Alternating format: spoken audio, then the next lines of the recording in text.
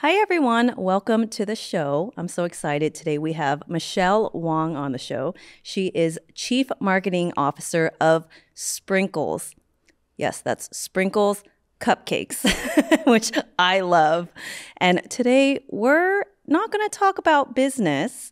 We're going to talk about marriage as a C-suite executive. Michelle, thank you for coming. Thanks for having me. I love watching people's faces as I'm introducing them because it's always a little awkward. Yes, well, and I think it's like I told you earlier, I'm a little nervous, and partly because, as you know by now, I like to talk, and who knows what I will divulge today. We're about to find out. Awesome. Well, okay, I lied a little bit because I do want to know a little bit about your work because your background, you grew up as an actress. Yes. And then, so how do you go from actress to chief marketing officer of a corporation? Well, I did a lot of other things in between too. I think I never really knew what I wanted to do or what I wanted to be. I always felt like there was a creative need in me that needed to be fulfilled. And so whether that was acting or working as a chef or working in advertising, everything has sort of led me to this place now where I get to still be creative, but play into the business side of me as well. I really love that because I think I have both sides too. I think at the core, I'm an artist, but I think maybe it was partially the way I was raised with my parents. I have a really strong business side of me. Yeah. And I chose photography, which was a really great fit for me, wedding photography for a long time. You're a wonderful photographer. Oh, thank you. Thank you. That's where Michelle and I met at some Gold House events, right? Yes. I really love that. It's a good skill to have both. And I feel like it's pretty rare to have both and do it well. Yeah. Okay, well, you need both to be successful, right? So you're able to make some money while you're doing what you love. Okay, so when you met your husband, what were you doing for work? So I met him when I was in London. I had finished culinary school. I had finished working as a chef, as a pastry chef, and I still had some time on my visa, and I went back to acting, actually. And so I worked as a music presenter on a show. I did a live, top 10 chart show, and he was the producer. So we had worked together. We were friends, totally friend-zoned him, and it took him a while to get into the romantic side. Is he British? He is. Oh, okay. Yeah, the British guys can be a little, I don't know, shy. I don't think he was shy. I wasn't ready for him. I was pretty guarded in that way. I was still in my let's date bad boys that are bad to you. Oh, yes. That's what your 20s are for, right? Exactly. And he's just he's a great guy. And I knew that. And I just wasn't ready for that. I think I needed to figure this part of my life out first. How old were you at this point? I was in my early mid-20s. Early mid-20s? Yeah. Okay, so how long did you know him before it moved into a date? Like a year and a half. And he asked you out? Yeah. Yeah. Actually, he didn't ask me out. It was this weird thing. So I had left London and I had to come back to the US, and I wasn't ready. I grew up in LA, but I wasn't ready to come home. I've always loved living in a new city and trying new places and meeting new people. And so I ended up in Chicago after I left LA, and I was still on his mass email chain because he's also a former DJ. Okay. So I was still on his party emails, and I replied, and I was just I never told you I moved to Chicago. And he said, oh, my brother lives there. I'm coming out next month. And so we met up when he came to Chicago. And he spent his whole weekend with me and not his brother. Oh, nice. Former DJ. I usually tell females, don't date the DJ. Yeah. Maybe not while they're a DJ. Yeah. Well, that was his side gig. Yeah, and then he was doing he was producing work. Yeah. He still produces. He was working for the BBC back in the UK, and he does that still here now in the US. So it's fun to kind of be in sort of adjacent work. Yes. So it helps us understand each other and what's going on. Yeah, absolutely. Because for a while, my husband and I were different professionally in a way that he's CFO, like a numbers guy, spreadsheet, linear thinker. Yeah. and I'm the crazy creative one. But recently, now that I've been working more with Gold House and in entertainment, because he worked in entertainment for 12 years, doing numbers work, but he understands the business. So we've actually talked about work stuff more, which has been so refreshing. I was like, oh, I love this. I didn't even realize it was kind of how much I would enjoy it. Yeah. Because I think I was traumatized with my parents working together growing up and just seeing the way that they fought. Oh, wow. Yeah. I was just like, I don't want to do anything similar to or work with you. Yeah. Yeah. But it's nice to have something where you feel like they can understand. Yeah. I always felt like I wanted, like, my mate had to be very different to me. And my husband we're very similar. We have a lot in common. And he's a creative. We like the same music. We have the same sense of humor. We have the same sort of taste. And so it's actually been great. Yeah, no, it does. It helps to have some things in common. No, it does. And there's ease there too. Yeah. The other night, my husband and I, we went to Hot Pot. And you know Heidi Lau? Am I saying that right? Yeah. There's like a little buffet part where with the cut up food and all that. And then we brought our plates back separately. And I realized we put like the exact same thing on our plates. It was like 1 sesame ball and 2 slices of orange. That's adorable. And yeah, I was just like, we do have the same taste. And I really like that. Yeah. Because I've seen some couples that they don't have the same taste, maybe in food or like how they travel and stuff. And it makes it kind of challenging. Yeah. Yeah. But then we have different challenges, like every relationship, right? There's exactly. Which is what we're going to talk about today. Watch out. All right. So you got together early, mid-20s. So how long have you been together? We have been married. It'll be our 17th wedding anniversary this year. Oh my gosh. I know. I got married as a baby. I love this. Okay. So how long were you dating before you got married? A year.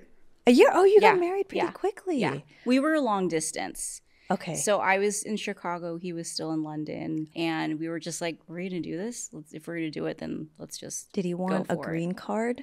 Actually, it was probably the other way.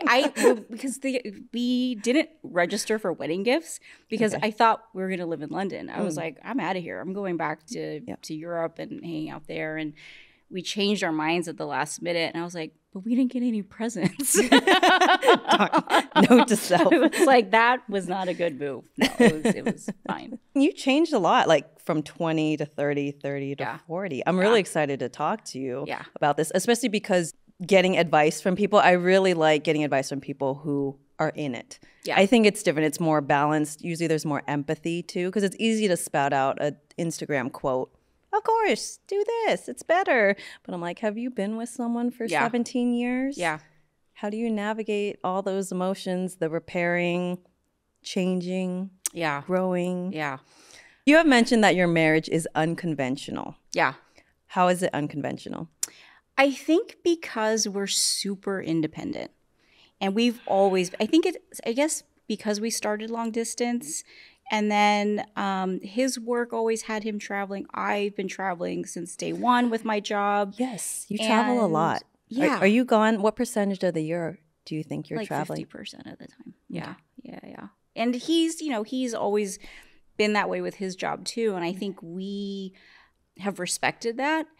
And it's never been an issue. It's just like, oh, you've got to take off. And there were certainly years in our marriage I felt like we're just passing ships. Like I would come home and he just took off. And then when he came home, I was gone. And it's worked out for us because I think that's just been our approach to our marriage. In fact, like our wedding vows, and I'm paraphrasing here, but it was something like, this isn't about us coming together. It wasn't never about us becoming one, like this whole notion of us being this unit. It was that we were going to stay individuals and walk side by side. And we may even be going in different directions, but that we would be doing it together. And I think that has really been the backbone of how we exist together. Oh, that's really beautiful. And I see myself in that as well. Because P and I are also very independent. And I've questioned sometimes, are we too independent? But I think it's based on my own notion of maybe what I think a marriage is supposed to be. But based on both our personalities, we are both independent. And actually, that's what drew us together. And that's what makes it work. Because neither of us would do well if the other person needed to do a lot or everything together. Yeah. That I just got like chills. Like that one, like No. a leech. Has it ever come up for you that you wish you traveled together more or did more together? I don't know. Well, I'll ask him when I get home. But I feel like things feel good. I mean, it's funny because I have felt that way too, where it's just like, is this the right thing? Is this normal? And I think because other people also put that on you, right? That people question it. It is sort of odd, even if we're like, I remember like if we're both home for a stretch of time, like even on the weekends, like we don't like always spend time together. Like he loves playing beach volleyball, and I like going to dance class, and we would just go off and do our things and come back and hang out. And the thing is, we like hanging out together. Like I have the best time. He's like the most fun person to be around, and but we really value our time as individuals. So even when we travel together, we haven't done this in a while, but we never even sat together on the plane because we both wanted aisle seats. Oh yeah. And We it's do just that like, too. but sometimes that meant like we weren't even like on the same row. It was like, but it's like fine. I was like, on the Right. plane, I don't want to talk to you anyway. Like, Yeah. we'll see you when we get there.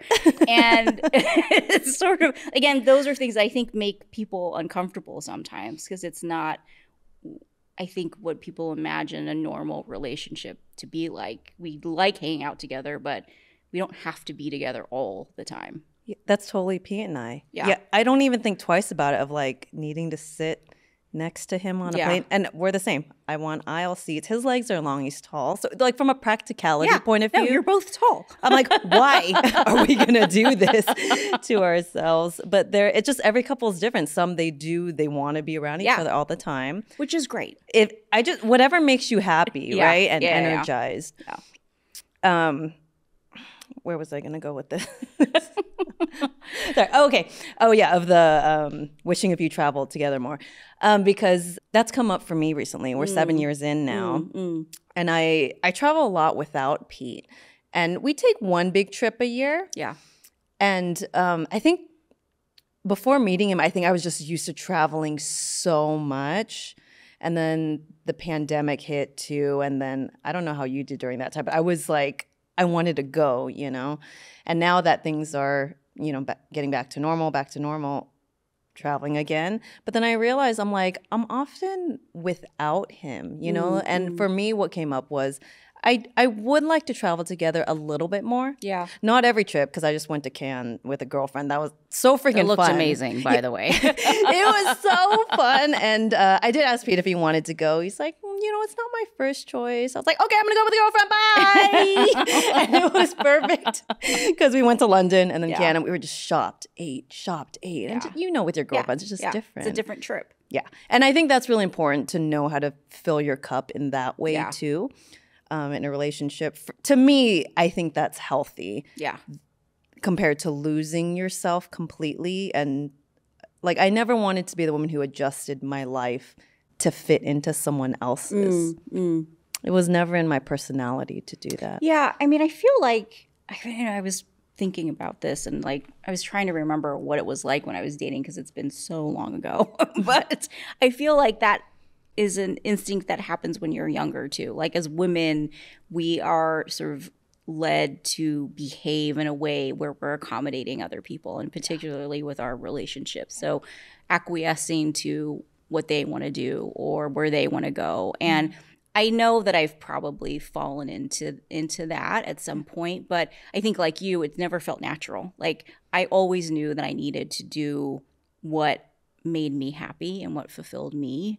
And that's when I saw sort of how that radiates to other people, particularly my partner, and how that makes us better. If I'm happy, then we're good. That is so true. Have you ever been to therapy together?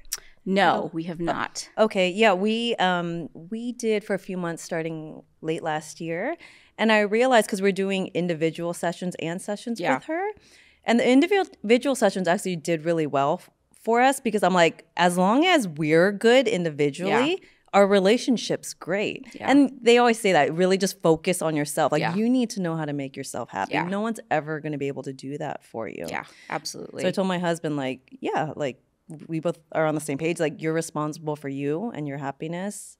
I'm here to support, or let me know if there's something I can do to support you, and vice versa. Yeah, that was a huge lesson for me is knowing that it wasn't my responsibility to make someone else happy, that that's not my job, and I'm not capable of that. That really has to come from the individual. And I think that's where a lot of my early relationships fell apart, because I felt that I had to give more, or I wasn't giving enough, or whatever that tension was, to fix it. Yeah. And really the fixing is in the person, not the external person.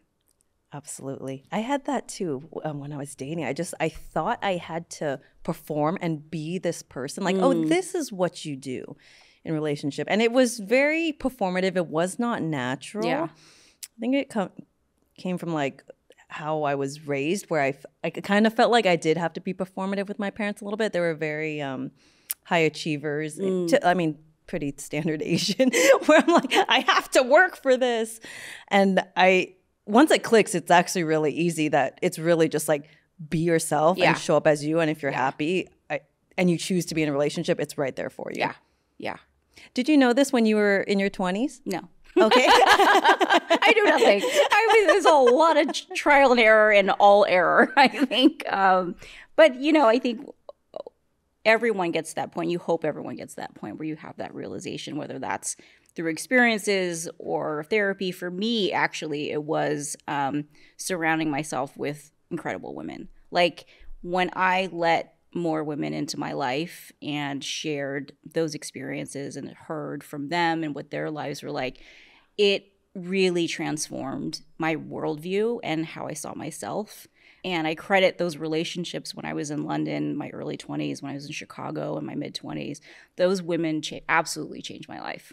And I don't think that I would be in a healthy relationship without their input and guidance.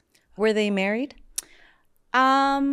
No, we were all sort of in this. Maybe a couple of them were married, maybe a couple were divorced, but most of us were like around the same age and just figuring it out. But I think everyone was just at different stages of that. And I think being able to live through those experiences with your peers and women that had a different perspective and point of view helped me shape mine.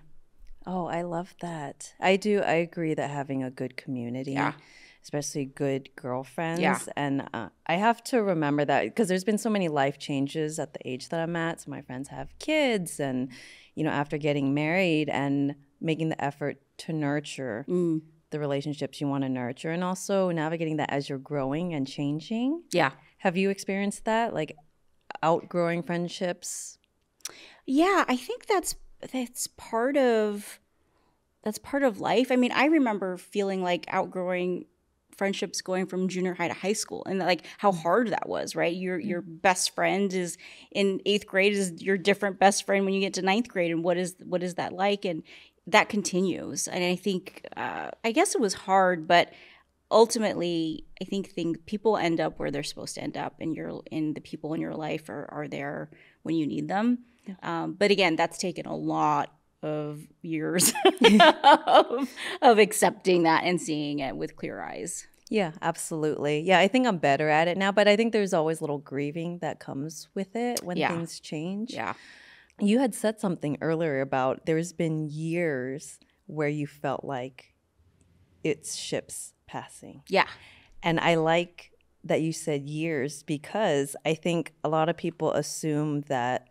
Actually, this was me too. Like, I had this expectation of like, if something's not good for a certain amount of time, I was like, are we not meant to be together? Like, is this not supposed to be? Yeah. And it's one of the best pieces of advice I've actually gotten from a happily married couple. And she said, the only thing I'm going to tell you is things aren't always good, and that's okay. Or they might not always look ideal, and that's okay. Yeah. And my husband, he's so patient. I think that's what I've had to learn too, because my nervous system automatically is like, is there something wrong? Yeah. I need to fix it. Yes. And so just learning to chill the fuck out. Yeah. And it's seasons. Yeah.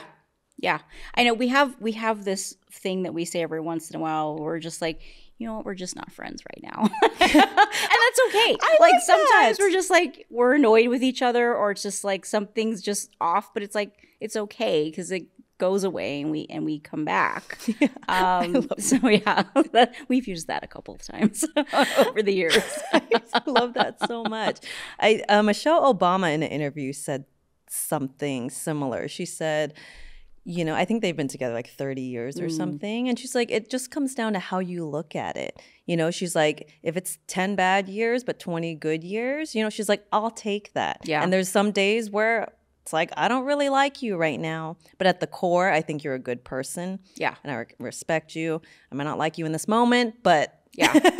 Yeah. you know, Which is all the more reason why it's so important to have those outside relationships and stimulus and a life that's independent from one another. I mean, I have to actually retract a little bit because I do know very, very early in our marriage, I think I was still trying to figure out like what's it supposed to be like, and this is how I think it's supposed to be. And I remember us having a conversation, and David said, you know, I can't be everything for you, and you can't be everything for me. Like, that's unfair, and it's not possible. And he was absolutely right. And I think hearing that in the moment, I was like, but no, I'm like everything. But I definitely understood what he was saying. And I think it didn't take long for me to see that because of the way that I live my life. And I had to acknowledge that that's how I was living for it to feel equitable for him to also live that way. What are some of your favorite qualities about him? He is the nicest person. He's just a good person. He will help anyone. He's like all the things that like I don't want to do, he will do. He goes above and beyond for my family. It blows me away what he'll do for my relatives, let alone his own family. I think that was just a huge thing. But he's hilarious. I think he still can't believe that I laugh at all his jokes still. I think he's just very funny, and we're always laughing when we're together. And I think that's the hardest part is when we are apart. I notice that I don't laugh as much. Oh my gosh. I notice that I don't have as much like giggling happening. And when we get together, I feel it. I'm like, yes, this is, and I feel all those endorphins. Like, this is what makes me happy. And so that's when I know it's like time for us to, you know, be in the same place at the same time. You're like, I need to giggle. Yeah, exactly. Being together for 17 years, do you have any tips of how to keep the passion alive? Because that life wanes, right? Yeah. I know, like, when we were remodeling our house, I didn't realize how unsexy of a time that I wish someone would have gave me a heads up. Yeah, our remodeling of our house was also very hard. Yeah. But we were not friends a lot during that time. It's a lot of managing, right? You're just managing things. It's just stress, and like your whole life is upheaval, and it's just not fun at all. So that was not a fun time for sure. You know, I think having space helps. You know, and I don't know, I'm not a huge like astrology person, but only when it's convenient to me. But we're both Leos, and so he very much, he's like me, he likes to dress up, and he likes to go out, and he likes to, you know, be around people, and he would host a party every weekend at our house if he could. You know, I mean, like that's the kind of guy he is. And I think that everyone needs to feel sexy and as an individual on their own. Like, I love it when he goes in London, he goes for like 2, 3, 4 weeks at a time. And I know he's got his like swag on. He's bringing his LA game to London. He's seeing old friends. He's updating everybody on what he's doing. He's got a tan because he lives in LA, and he comes back really energized. And I know that he feels the same way when I go off and do my things and come back. So having those external experiences just makes you more fun when you come back home, basically. I mean, part of it is ego, right? Like, we all want to go out in the world and be seen and feel like you're attractive or whatever it is. But I think that's been a great thing for us, because we're both fine. We're both like, you go do your thing, come home, and it'll be great. Yes, that's what I love to see with Pete too, because I think he sometimes gets in the mindset of, he does want to make me happy, which is, it's so sweet. I love it. But I said, honestly, I'm happy when you're happy. Yeah. If I see you're thriving at work and you're enjoying your life, that's what I find the most attractive. Yeah. Yeah, exactly. I know when he was in London, I was like, what are you wearing tonight? You're going to this party. Like, what are you going to wear? I'm like, send me selfies of your outfit. Like, I want you to like look good and feel good. And it's the same thing. It's just like when they're feeling good, it again radiates back to you. Yes. Yeah. And same with me, because I think during the pandemic, I got a little too comfortable in my sweatpants and all that. And now with the galas and stuff that sometimes, you and I will be at the same gala. Like, I know we have that shared love of gowns and dressing up. Yeah. I love it so much. I love it so much. So fun. It's so fun. And it's because it's a creative outlet, right? You get to put things together, and it also feels like, you have a slightly different persona depending on how you look. It does change how you feel. And so I think it's so fun. I think it's the easiest way of kind of shifting energy. My mom gave me that piece of advice when she said when she was pregnant with my sister, that's her first baby, she's like, I just like felt like shit and depressed. And she just said she made an effort to dress cute and put makeup on, and it just helped a little bit. Yeah. But so I think just to start, I think it's just an easy way. Yeah, I agree. Wear the dress. Yeah. Well, I think that's like part of the, 2020 when we were all home and didn't leave the house. And I mean, I was just like, I miss wearing shoes. But then it also was this thing of like, I don't know if you're this way, but I save my nice things, or I used to. Like, I'd be like, these shoes for only when I go out, or I only wear this dress for a special occasion. And I would have things in my closet forever because it was never special enough to bring them out. Yes. And I think after that year, I was like, I am going to wear whatever I want anytime, because who knows when we're going to get, locked up again. And it just was actually so liberating to be like, I'm going to go to work or the grocery store and I'm going to wear my sparkly flats because I want to. They make me happy. And I think that it did change my attitude of not, and again, I think it's this living in abundance instead, right? And just, it felt really fulfilling to just take advantage of now and to feel good now and not wait for something good to happen. Like, you can make it happen if you just walk into it. Absolutely. I love that. I think for me, I had a similar mindset. I think from the Asian parenting again, they were just more practical, right? Yeah. Like down to like burning candles, like, oh, this candle, like don't wait for guests. I'm like, now I burn all my nice candles. One, I spend a lot on candles because the good ones are like $50, $100. I want our house to smell like the lobby of a 5-star hotel. Yeah, that's what I tell Pete. Yeah, I love it. But yeah, like wear the shoes, wear the clothes. Also, because they say when you're like saving, there's a book on it, but I think they're talking more specifically about money. But if you just save all your money to do things later, like, are you going to have fun at Burning Man when you're 60? Yeah. You're not going to have the same energy that you have when you're younger. Yeah. So you might as well YOLO and do the stuff. Yeah. Yeah. I think I've been YOLOing a lot since 2020. You have a very fun life. I look at your Instagram. I just don't want to wait. I don't want to wait or waste time or feel like not that I missed out on something, but that I just didn't take the chance or take advantage of something. Like I just want to do everything. I've always felt that way, but I think the urgency has changed since the pandemic for me. Mm-hmm. Do you get FOMO? Oh, totally. Okay. I totally get FOMO. I've begun to because I just like want to be a part of things. I'm like, that looks like fun. I want to have fun. Why can't I go? So yeah, I totally have FOMO. Yeah, it's gotten worse for me. Before, I think I was better. I don't know if it's because of social media and I see what everyone's doing. Yeah, I'm sure that has something to do with it. That gala looked awesome. What are some of the biggest lessons you've learned since being married?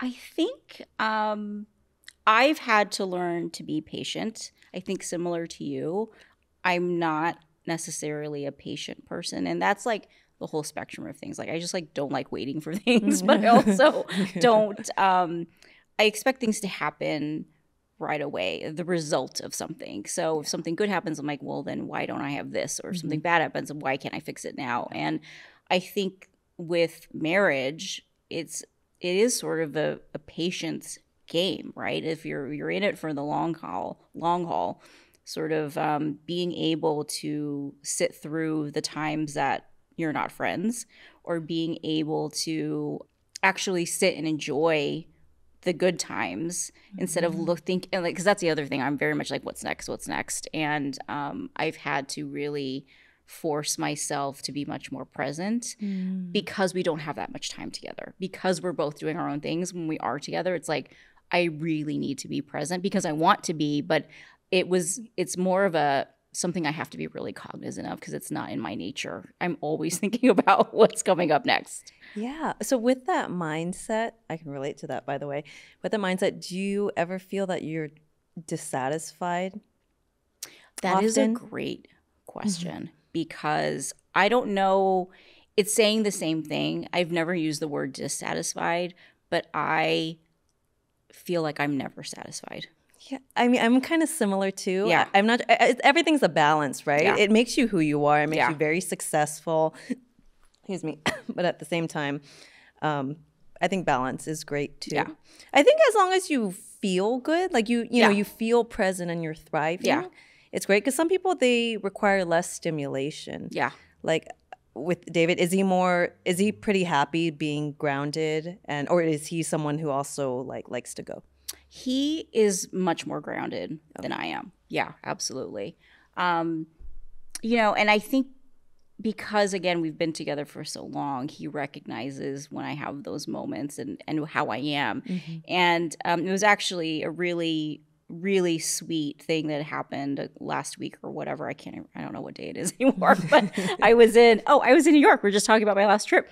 And I was speaking to an audience, again, not like this, not as personal as this, but talking about my life experiences in relation to my career, in relation to being an Asian American woman in business. And it was great because I had so much feedback from the audience, which was a lot of young women. And I really love that. I really love working with young people and just having those conversations because I know how much I benefited from that experience. And so being able to sort of try and be that for others is something that I absolutely love doing. And so I got back to the hotel. I called David and he was like, how did it go? And I was just like, you know what, it went really well. I'm really happy with what happened. And I gave him the whole story. And he said, I never say those things. He's like, you always say something like, oh, it could have been better. Or, I wish I did this. Or, the next one I do is going to be different. And he said, he actually got a little emotional because he was like, I'm so happy to hear that you felt satisfied, that you felt like that it went really well. And he's like, because you don't talk about your life things that way. And it just was a real sort of reflective moment for me of like, oh no, I should feel like that more often instead of thinking about what could have changed or what I'm going to do next. Yeah, that's definitely a muscle. Yeah.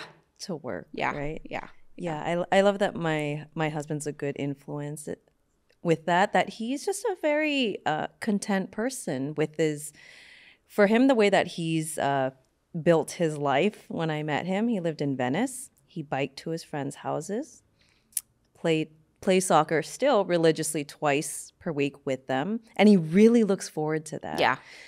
And so all the things that are actually important in life, like community and all that. Yeah. He loves being at home. He loves taking care of the plants and our dogs. And I think I'm a little jealous. I wish I had a little bit more of that. But I also like who I am. I like feeling inspired and I love traveling. Let's go.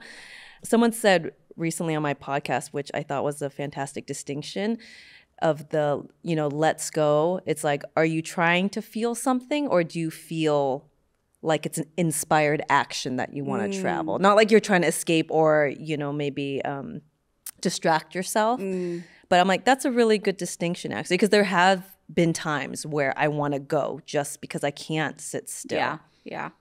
I probably feel like that most of the time. I feel like all of my travel is like, I need a break or I need a treat or I need something. And I don't feel bad about that. I feel like we all need that. I think to bring more inspiration into those travel ones, I think is definitely a good thing.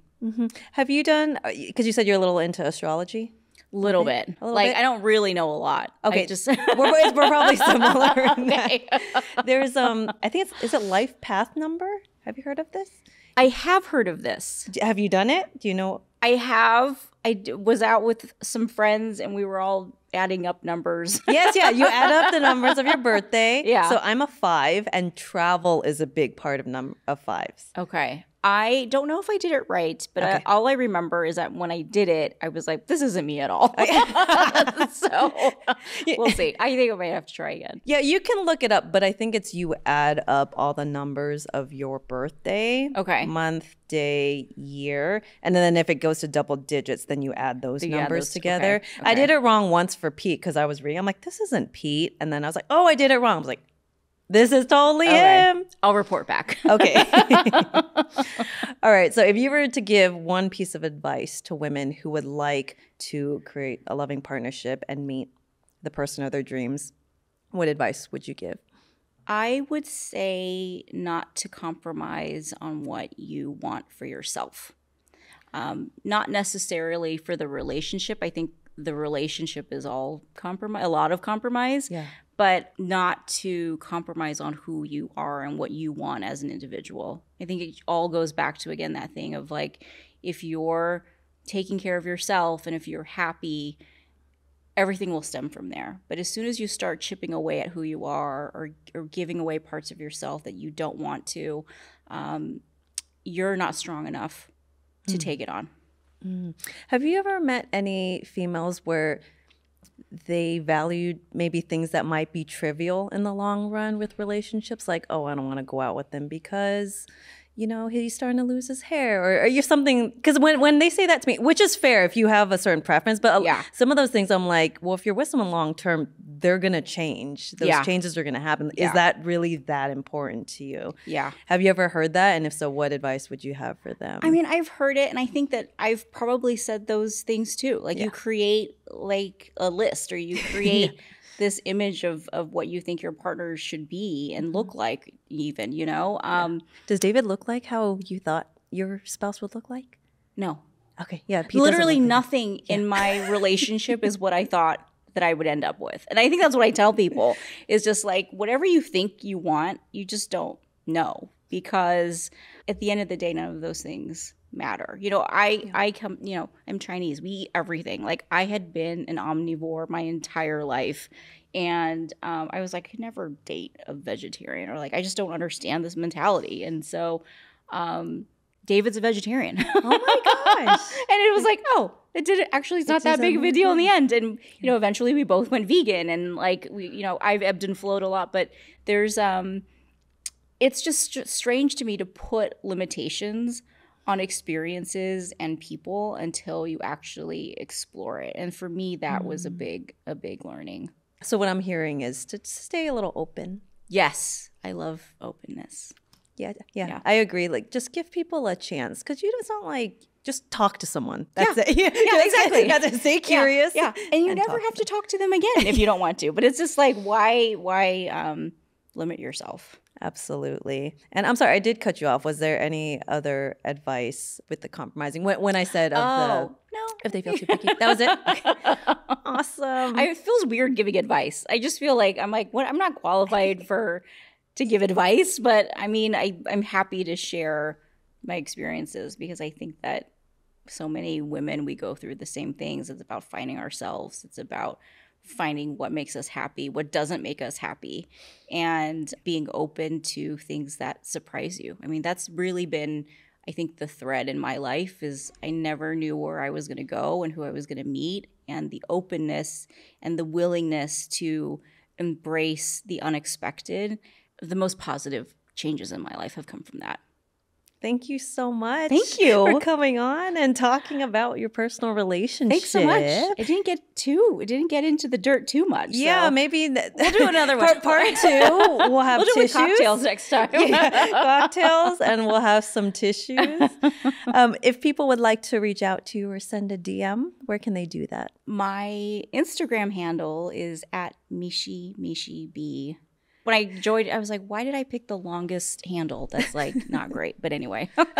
I'll write it in the show notes for anyone who wants to reach out to Michelle.